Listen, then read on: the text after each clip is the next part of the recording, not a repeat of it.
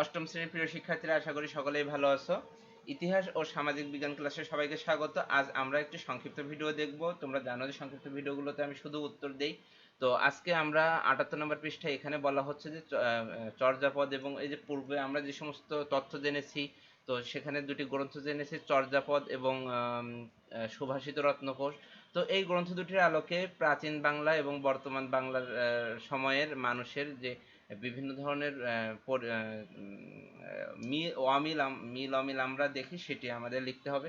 তো এটাতে আমি আলোচনা করব না, তোমরা জানো যে আলোচনার জন্য কিন্তু আলাদা এক ভিডিও রয়েছে, আমি শুধু অ্যান্সারটি তোমাদের এখানে দেখাচ্ছি, তোমরা অ্যান্সারটি দেখে রাখো। আচ্ছা, আমি এভাবে ধীরে ধীরে স্ক্রল করে যাচ্ছি, তোমরা যথাসম্ভব দ্রুত পড়ার চেষ্টা করো অথবা পজ করে নিতে পারো এবং প্রয়োজনে হচ্ছে এই ভিডিওগুলো আসলে অনেকে আলোচনা শুনতে চায় না, অনেকে আলোচনা জানে, শুধু নমুনা দেখার জন্য বলে, তো তাদের জন্য এই ভিডিওটি।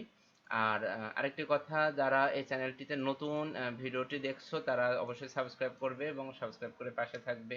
আর ভিডিওটি কেমন লাগলো জেনে কমেন্টস করবে। আর তুমি কোথা থেকে ভিডিওটি দেখছো সেটি আমাকে জানাবে। সবাই ভালো থাকবে, সুস্থ থাকবে, এখানেই শেষ করছি। আল্লাহ হাফেজ।